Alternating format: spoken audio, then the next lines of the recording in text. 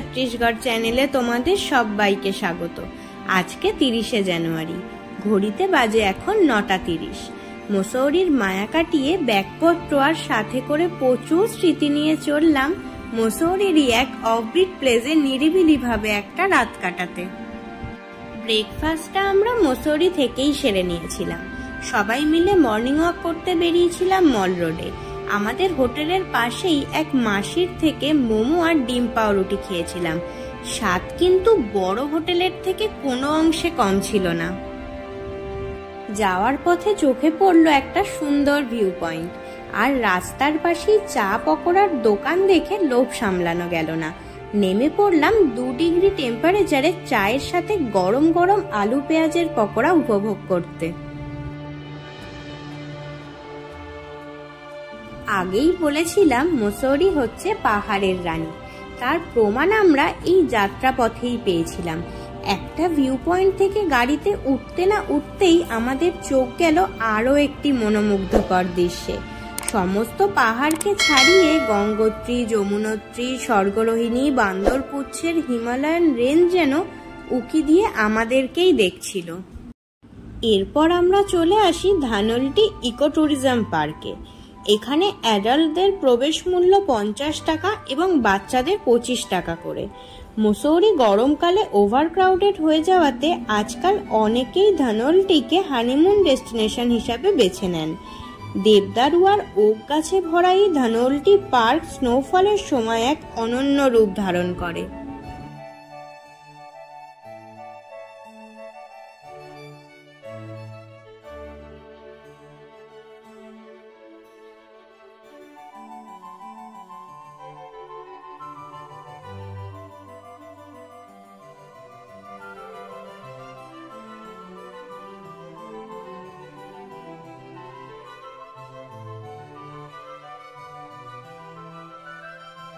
বেশ মন ভরে ফটো তুলে আমরা পৌঁছে যাই আমাদের নেক্সট পয়েন্ট সারকান্ডা দেবী মন্দির। 9000 ফিট উচ্চতায় অবস্থিত এই মন্দিরটিতে যাওয়ার 2 রকমের রাস্তা আছে। এক, ট্রেক করে যাওয়া যায়, 2 রোপওয়ের ব্যবস্থাও আছে। 5 থেকে 12 বছরের বাচ্চার রোপওয়েতে আসা যাওয়ার টিকিট প্রাইস 100 টাকা ও 12 বছরের ঊর্ধ্বে 177 টাকা পার পারসন। এই রোপওয়ে শীতকালে সকাল 7টা থেকে বিকেল 5টা পর্যন্ত ও গ্রীষ্মকালে ভোর 5টা থেকে সন্ধে 7টা পর্যন্ত খোলা থাকে। এখানের প্রধান উৎসব হচ্ছে গঙ্গা দশেরা, যেটি জ্যৈষ্ঠ মাসের 1 তারিখ থেকে শুরু হয়ে 10 দিন ধরে চলে। এই মন্দিরটি 51 শক্তিপীঠের মধ্যে একটি। কথিত আছে সতীমাতার মুন্ড এখানে পড়েছিল, তাই এই পীঠস্থানটি মা সারকান্ডা দেবী মন্দির নামে পরিচিত। এখানে এসে মায়ের জাগ্রত রূপের দর্শন পেয়ে মনটা শান্তিতে ভরে গেছিল। আরো রোমহর্ষক লাগলো যখন মায়ের মন্দিরের প্রতিষ্ঠার কাহিনীটা শুনলাম। এখানেরই এক পুরোহিতের থেকে জানতে পারলাম একদা এক বৃদ্ধা মহিলা সুরকুট পর্বতের দিকে যাচ্ছিলেন। তিনি ওই পর্বতগামী অনেক যাত্রীর কাছেই তাকে পৌঁছে দেওয়ার জন্য অনুরোধ করতে থাকেন, কিন্তু কেউই তার কথায় কর্ণপাত করলেন না। হঠাৎ এক যুবকের সহৃদয় হয় এবং তাকে কাঁধে করে নিয়ে যাওয়ার সিদ্ধান্ত নেন। যাত্রাপথে যুবকটি বৃদ্ধ মহিলাকে তার গ্রাম জিজ্ঞেস করায় তিনি বললেন তার গ্রাম সুরকুট পর্বতের চূড়ায় এবং সে যেন তাকে ওইখানেই নামিয়ে দেন। কিছু সময় পরে যখন যুবক চূড়ায় পৌঁছে বৃদ্ধা মহিলাকে কাঁধ থেকে নামান, তখন দেখেন যে মহিলাটি দেবী মায়ের রূপ ধারণ করেছেন। তিনি যুবককে বললেন, ভয় পেও না, আমি দেবী। আজ থেকে তুমি আমার বাপের বাড়ির লোক।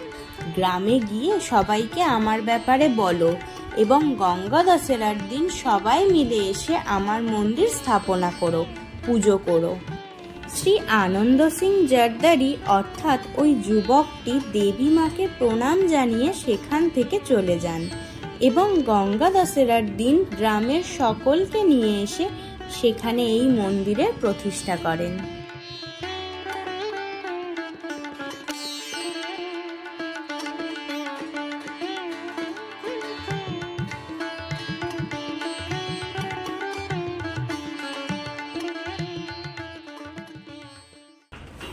মায়ের দর্শন করতে করতে আর ওই জায়গাটা ঘুরে দেখতে দেখতে বেশ দুপুর গড়িয়ে গেছিল।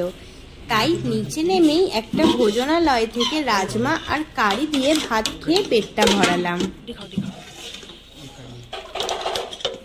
এবার তোমাদের বলি আমরা মুসৌরির কোন অফবিট প্লেসে যাচ্ছি।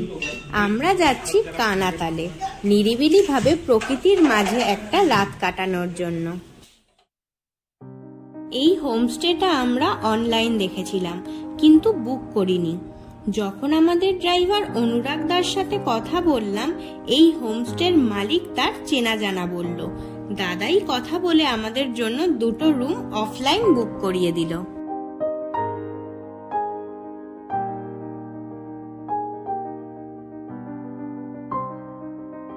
রুমগুলো কিন্তু খুবই স্পেসিয়াস। ডাবল বেডের সাথে একটা করে সিঙ্গেল বেডও ওরা সব রুমে দিয়ে রেখেছে।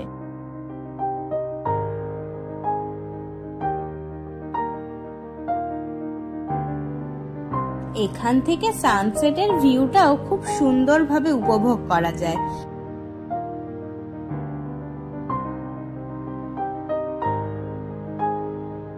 বাথরুমটাও কিন্তু খুবই স্পেসিয়াস। গিজারগুলো ভিতরে না, সব রুমের বাইরেই সেট করা আছে। গরম জল পাওয়ারও কোনো সমস্যা নেই।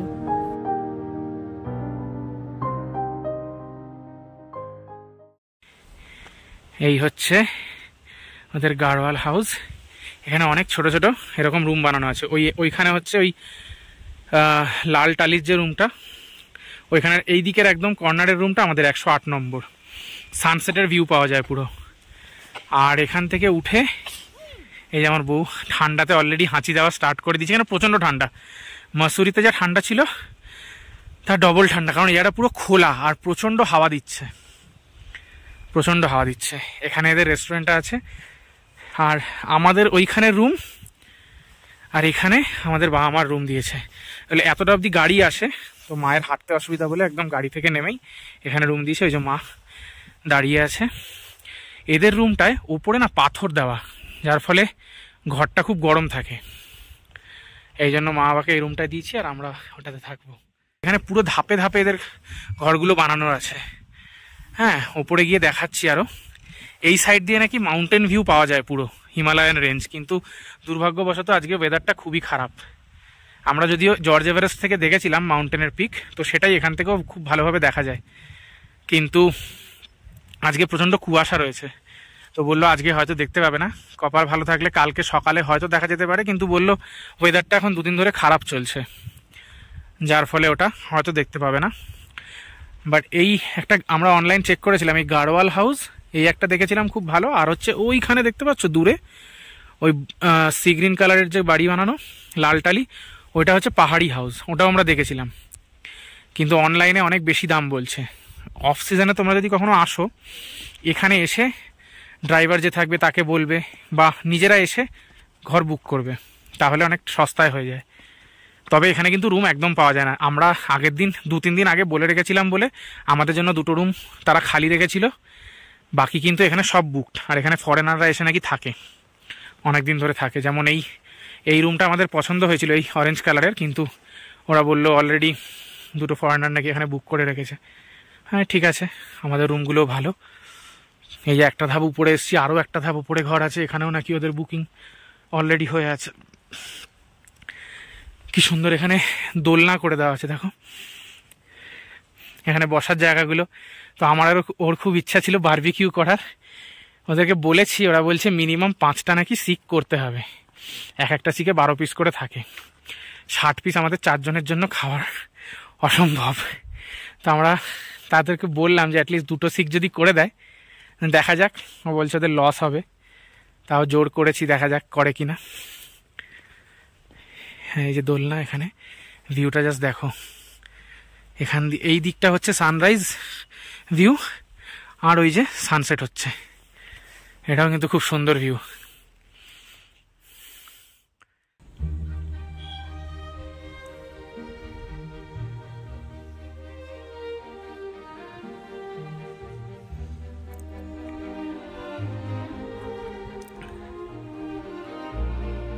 সৌভাগ্যবশত আমরা ওই দিন 2টো রুম ফাঁকা পেয়েছিলাম। হোমস্টের ওনার বলছিলেন বাকি সব রুম নাকি ফরেনাররা বুক করে রেখেছে। প্রথমে ভেবেছিলাম হয়তো মিথ্যে বলছেন, কিন্তু ভুল ভাঙলো তখন যখন দেখলাম একের পর এক ফরেনার রাত 8টার সময় কডিয়া ফরেস্ট থেকে একে একে সাইকেলিং করে ফিরলেন। বর্ষাকালে এখানের সৌন্দর্যতা কিন্তু পুরোপুরি অন্যরকম। হোমস্টেটি জুড়ে রয়েছে নানান ড্রাই ফ্রুটস ও ফুলের গাছের সারি, এবং ওয়েদার পরিষ্কার থাকলে গঙ্গোত্রী যমুনোত্রীর ক্লিয়ার ভিউও কিন্তু এখান থেকে পাওয়া যায়।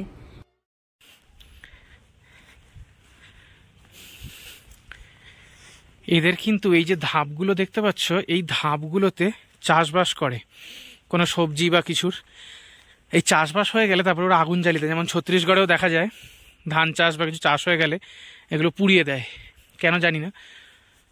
এখানেও দেখছি, বললো আমাকে এখানে যা কিছু সবজি হোক কিছু হোক শাক পাতা এরা চাষ করে এখানে, এরকম ধাপে ধাপে চাষ হয়। দেখো ওই যে দূরে দেখতে পাচ্ছ, ওগুলো কিন্তু সব চাষ হয় ওই ধাপগুলোতে, এই যে এখানেও তাই।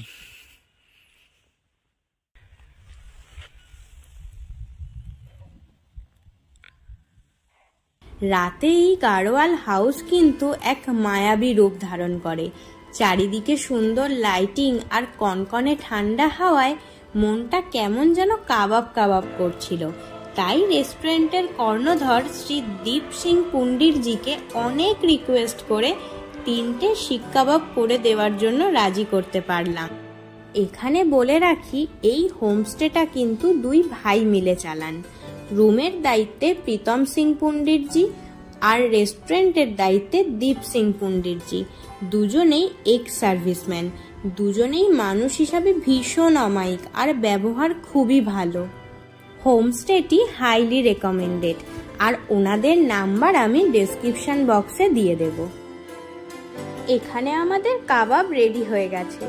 কাবাব খেয়ে একটু গল্প করে চলে গেছিলাম ডিনার করতে। ডিনারে ছিল পাহাড়ি স্টাইলের চিকেন, রুটি আর ভাত। ভীষণ টেস্টি ছিল খাবারগুলো, আর প্রাইসও খুব রিজনেবল ছিল।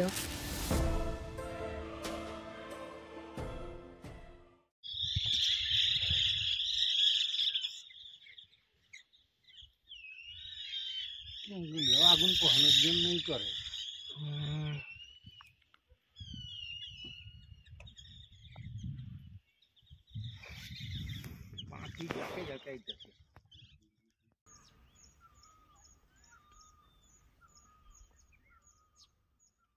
Good morning from কানাতাল।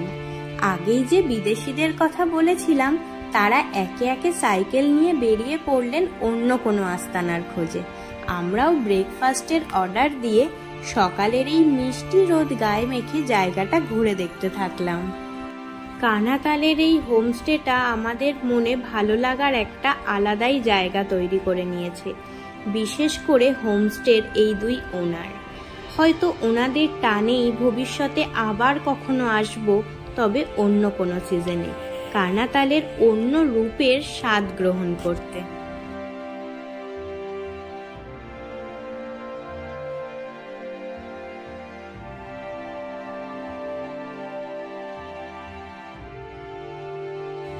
আমরা আলু পরোটা, রুটি আর ডিম ভুর্জি দিয়ে ব্রেকফাস্টটা সেরে নিই, আর তোমরা এই হোমস্টেতে কাটানো কিছু সুন্দর মুহূর্ত উপভোগ করে নাও। রান্ডা ভুর্জি, এটাতে আলু পরোটা, এখানে আমাদের রুটি আছে। আচ্ছা,